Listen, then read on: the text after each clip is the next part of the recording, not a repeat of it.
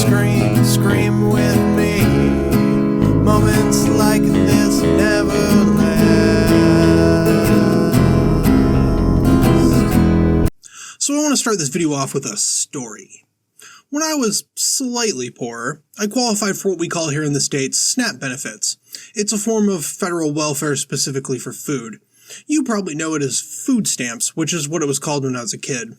Of course, back then my mom never called them food stamps, she always called it grocery money, so I wouldn't repeat the phrase at school and, get bullied for being poor.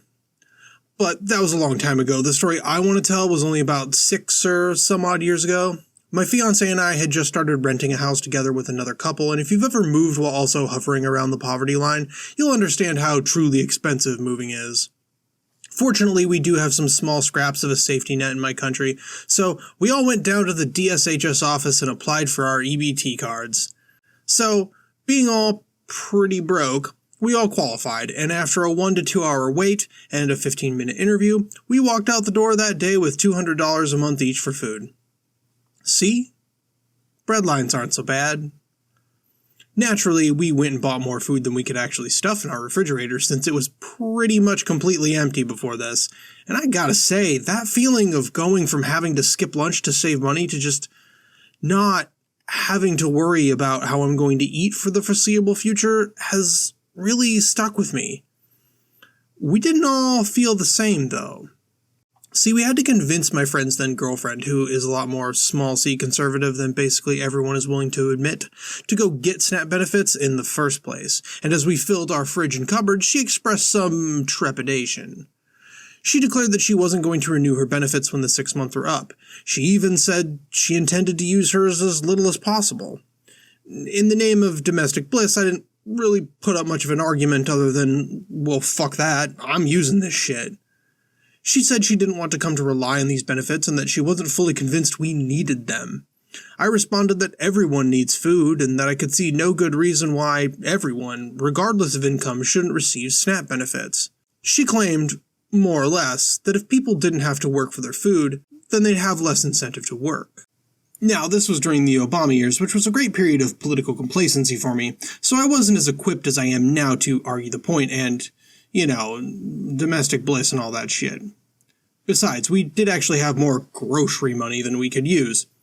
Mostly because we sort of fudged the truth on our applications, but that's just some good praxis, motherfucker.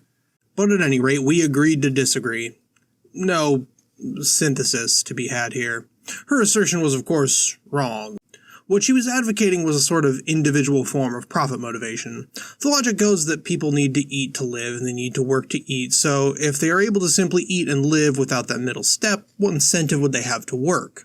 When scaled up to the level of businesses and industries, which is what I'm going to be talking about in this series of videos, the thinking goes that if they are run without the need to turn a profit and in turn competing with other businesses for that profit, for example, if they are government run, then what incentive would they have to become more efficient or improve their products or lower their prices? Now, putting aside the fact that there are other, more effective ways of maximizing profits, the theory goes that in a perfect market system, without what economists call externalities, the profit motive and competition would force businesses to become more efficient and drive prices down, personal profit motive and labor competition would force workers to become more skillful and drive wages up, Karl Marx would be relegated to the dustbin of history, and Jesus himself would come down to nod approvingly at everyone's quarterly earnings.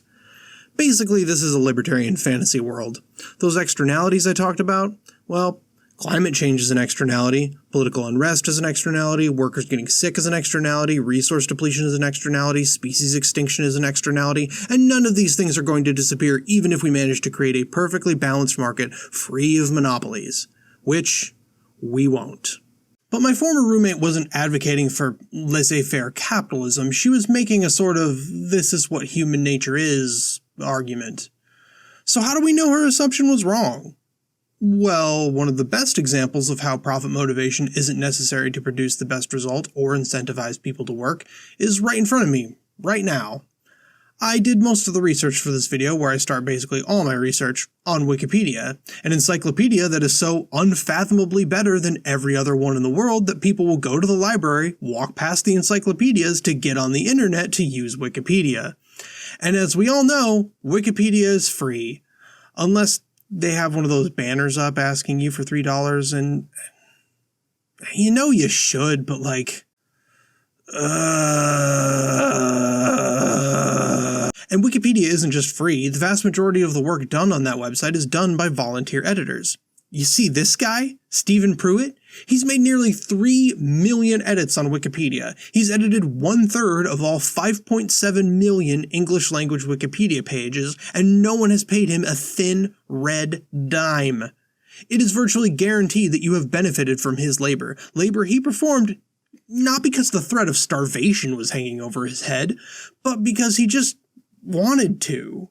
But we all do this in one form or another. Doing housework is unpaid labor. Getting an education is unpaid labor. Raising children is definitely unpaid labor. And none of these things are required for survival. You could very well die stupid and alone, wallowing in your own filth if you want. No one's stopping you. We do these things because we are driven to. As an aside, making these videos is basically a second job for me. A job that doesn't pay me at all, but I guess that's what hobbies really are. Support me on Patreon. But maybe you want something more than an anecdote. Perhaps the plural of an anecdote. In February of this year of our Lord 2019, the preliminary results of a partial basic income experiment were released. The study was conducted in Finland, where 200 people were selected to receive €560 a month.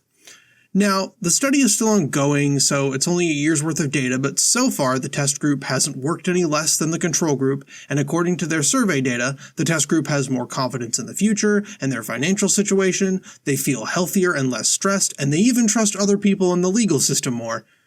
Not so much politicians, though. I can't imagine why.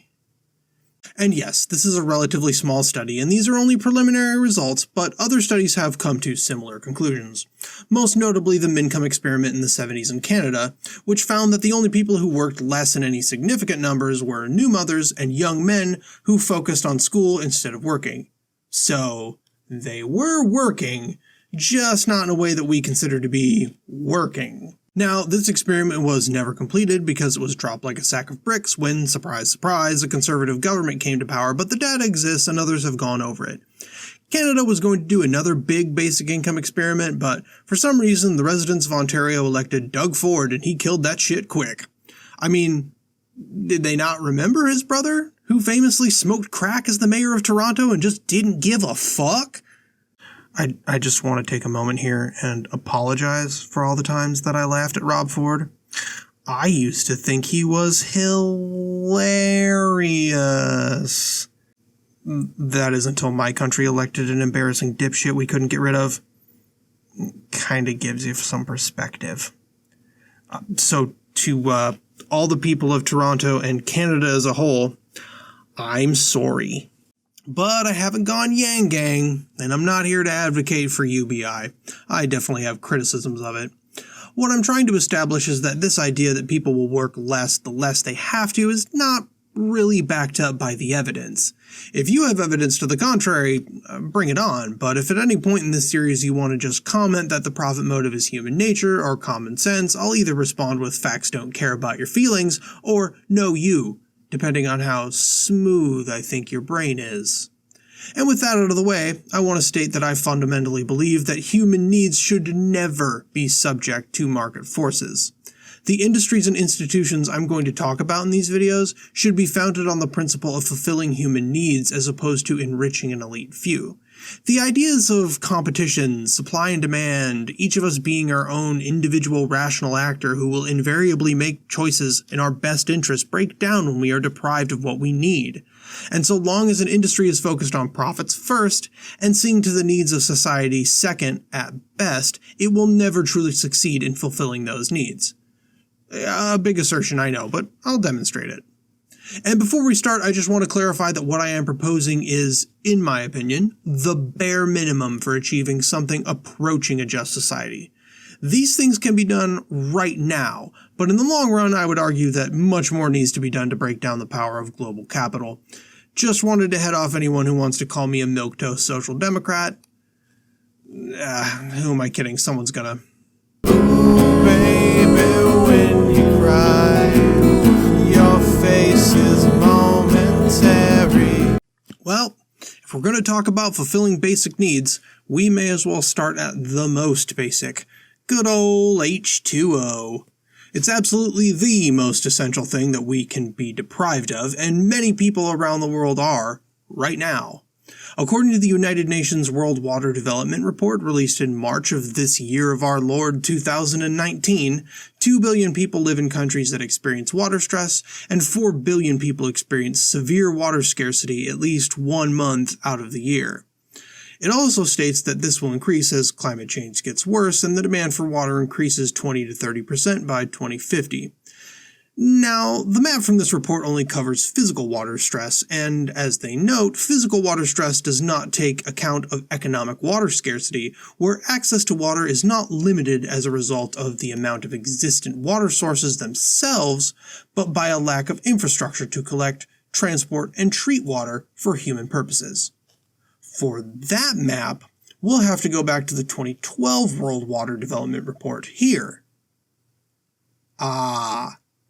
That's more like it. Africa stands out a bit, doesn't it? Now, there are a number of reasons that Africa is economically underdeveloped, as they say, and since this video is not about colonialism, I'll just take a peek down that rabbit hole rather than dive into it. For centuries, Africa had millions of its people enslaved, tons of its abundant resources stolen, and its land appropriated by the global north, and we did all these things because they were very, very profitable. It took far too long for us to come to the conclusion that this was wrong, but instead of ending those practices altogether, global capital and states backed coups to install dictators as middlemen to enslave the people, hoard the resources and appropriate the land, and then sell to the global north what it wanted for far less than it was worth.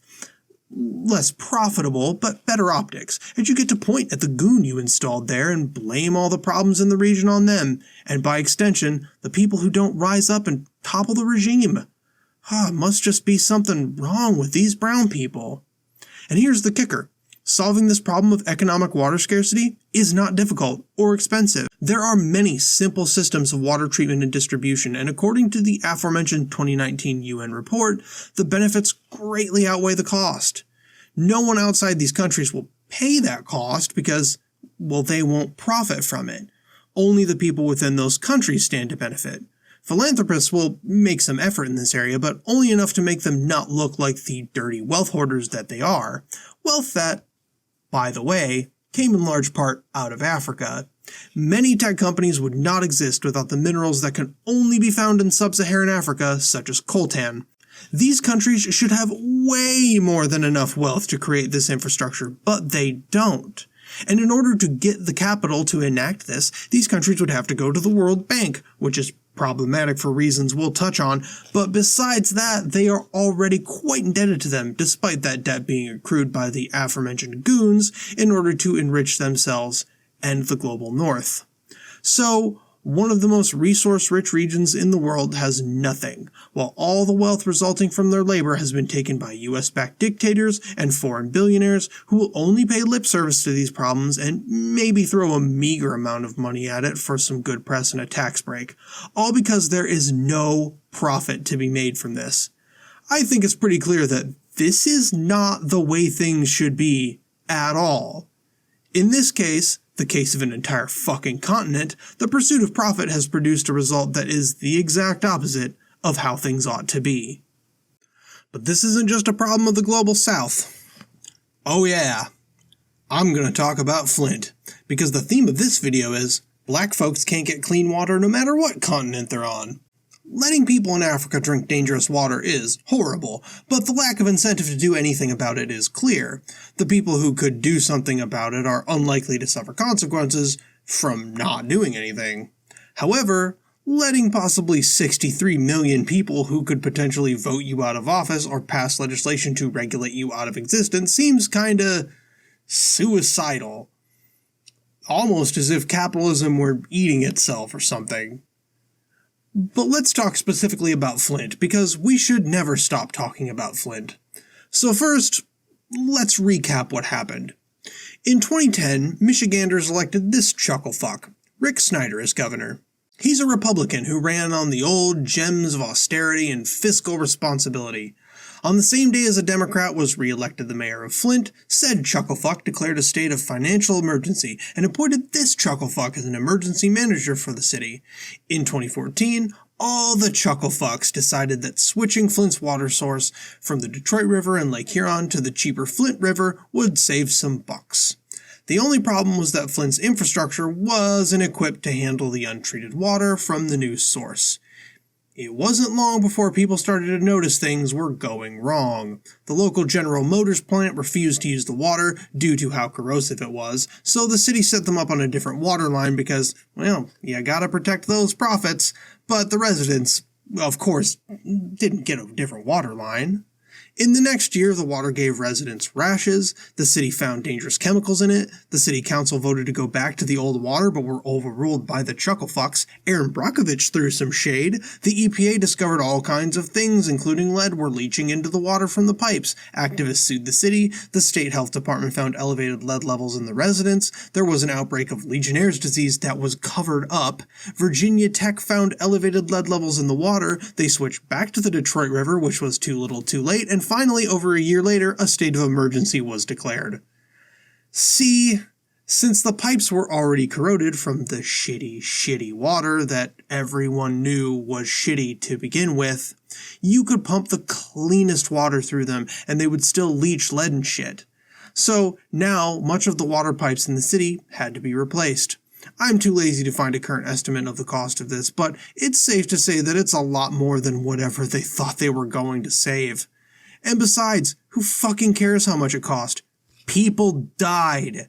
Children were exposed to neurotoxic chemicals. The lead level in the water in some homes was above the EPA levels for toxic waste. This is precisely the sort of thing that happens when you treat human needs as something you can skimp on. The costs were all paid by the people of Flint, and the benefits went to, well, I don't know. Investigations were ongoing when I first wrote this script, but it recently came out that the charges against the officials awaiting trial were dropped. They say they're going to keep investigating, which, yeah, please do. I don't see what more you guys need, because while we might not know everything yet, I think it's safe to say that someone somewhere planned to get rich off this shit. If anyone has more information on the investigation or like where the money leads or anything, let me know. The Flint water crisis was one of the events that shook me out of my aforementioned political complacency, and since most of my family lives in Michigan, though not in Flint, this story holds kind of a special place in my heart. But it could have been worse. At least the chucklefucks decided to keep the water distribution in public hands. Let's talk about water privatization. We're going to talk a lot about privatization in this series. See, since capitalism is based on continuous growth, it constantly needs new markets, and to that end, seeks to commodify everything it can.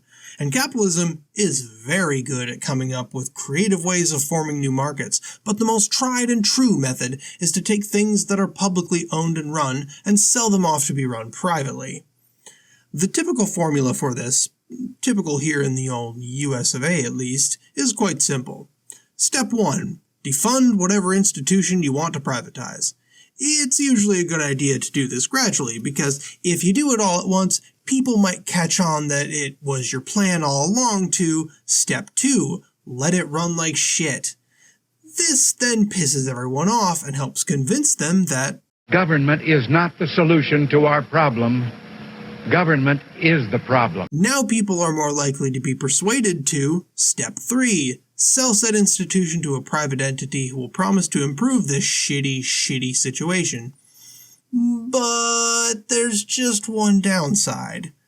They're going to have to charge you a bit more than the state did, but come on. You want the institution to be improved, right? But I can assure you it won't be. Because human needs and market forces do not make good bedfellows. When the price of water spikes, letting them drink milk won't cut it. Now, I know that there are some outlying cases in which an industry or whatnot was privatized and everyone's actually really happy with the results and things are better. But if you scratch the surface, you'll likely find that the prior situation was so abysmal that literally anything would be better. And I can almost guarantee that it would be more successful at fulfilling the needs of the population if it were publicly owned and controlled with fulfilling those needs as its focus. Now, there are some people who believe that the government is bad at running literally everything and it should all be done by private business. And if you're one of those people, wow. Hi. I'm surprised you made it this far into the video. Are you excited for Zack Snyder to make a movie out of the Fountainhead? Because I'm not. As someone with some pretty strong anarchist leanings, I'm definitely in agreement that state bureaucracies can suck serious ass at some things. I mean, I just did a section about how a state bureaucracy literally killed people with their greed and incompetence, but I don't think that we should throw the baby out with the bathwater. In Flint especially, it was the top-down hierarchy that led to what happened. Remember, the city council voted to go back to the Detroit River, but were literally told no by the guy who was appointed by Governor Chucklefuck. I have no evidence to back this up, but I'm 100% sure that if there had been a vote on whether or not to switch to the Flint River, or maybe pay a little bit more for water, they certainly wouldn't have chosen to drink from a river full of discarded bikes and old refrigerators. And if it had been sold to some business or other, they likely would have made the same choice to switch to the garbage water, because it would have saved them money. Oh, and also they would have charged more anyway, because they need profits. Kind of like what happened in Bolivia, around the turn of the century. In the year of our Lord 1982, democracy was restored to the country after nearly 2 decades of CIA-backed dictatorship. Unsurprisingly, this came with a lot of economic upheaval. As Naomi Klein covered in her fucking fantastic book that I can't recommend enough, The Shock Doctrine, hyperinflation rose to 14,000%, but there were American-educated economists who had plans for how to get it under control, and the International Monetary Fund and the World Bank smiled approvingly. And hey, get it under control they did. And all it cost was ending food subsidies and price controls, an increase in unemployment from 20 to 30%, a drop in real wages of up to 70%, the elimination of hundreds of thousands of full-time jobs with pensions, and the defunding of much of its public sector, which, as Uncle Gnome pointed out earlier, is step 1. Basically, the poorest and most vulnerable were the ones who suffered to make this happen, while the wealthy few got wealthier. But they did not sit back and simply take this. Protests broke out as soon as the plan was announced, and the president declared martial law and rounded up opposition and trade union leaders and flew them into the Amazon where they couldn't cause any more trouble until the plan was pushed through. Over the following years, Bolivia had to make more and more concessions in order to qualify for IMF and World Bank loans, and eventually in 1998 would be required to privatize all of their remaining public enterprises. And if you now see why countries might be hesitant to go to the World Bank and IMF for help, you've been paying attention. In 1999, the process of privatizing the water began in Cochabamba, an area that was quite poor and in need of infrastructure improvements. The rights were awarded to a sole bidder, Aguas del Tunari, a subsidiary of Bechtel. Fuck Bechtel. Prices on water were raised 35%, ostensibly to pay for improvements to the water system, but, as we all know, private industry also requires profits. Protesters, including unions, coca growers, and indigenous groups, responded by shutting down the city for 4 whole days, which is something that, I gotta say, makes me smile every time I think about it. By April of 2000, the protesters had spread outside of Cochabamba, and even a group of police joined the protests. As you can imagine, martial law was declared again, but this time the protesters did not relent. Would you if you were fighting for something so elemental to your survival?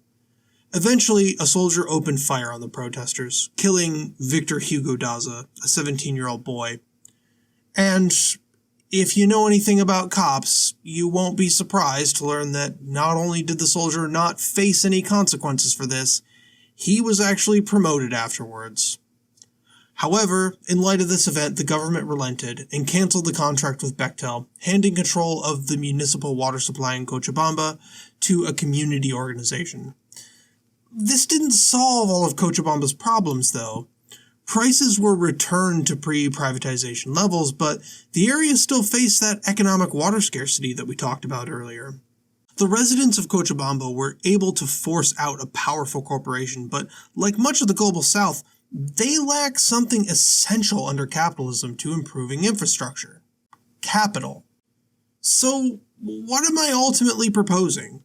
Well, for starters, water should be publicly owned and under democratic control. Those who would suffer from its mismanagement should be the ones managing it. It should also be fully subsidized, at least certainly for personal use.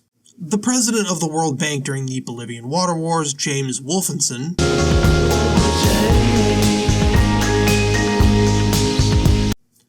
disagrees. Quote, "The biggest problem with water is the waste of water through lack of charging. While those who struggle to meet their daily water needs may not exactly agree on what the biggest problem with water is, his concerns about water waste, particularly as climate change worsens, are well-founded. However, making people pay for things they need causes those who either can't or can barely afford it to suffer, and asserting that price is the only way of regulating use is exactly the kind of lack of imagination I've come to expect from a strict adherent to the so-called Washington Consensus. But these propositions don't solve everything in the regions of the world that lack capital.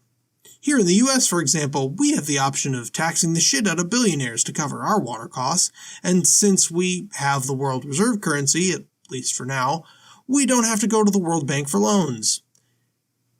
If only the global south had a way to expropriate wealth that had been stolen from them.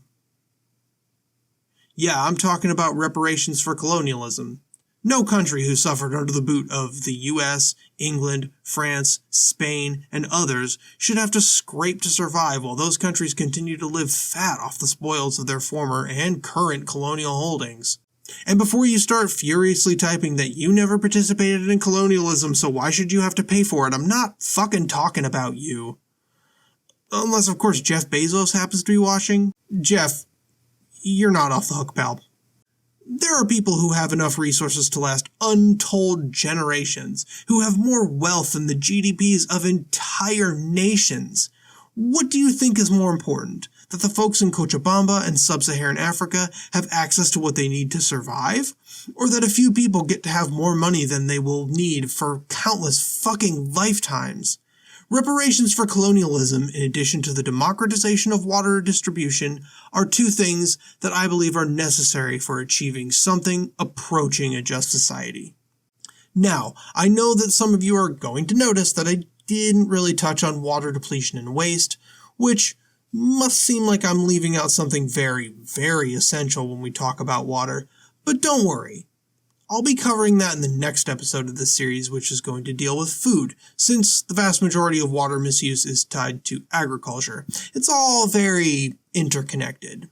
Before I go, I wanted to say that the song for this video is a cover of Hybrid Moments by the Misfits. If you want to hear the full song, it'll be up on my Patreon page for patrons, so show me some support if you want to hear that and like what I do here.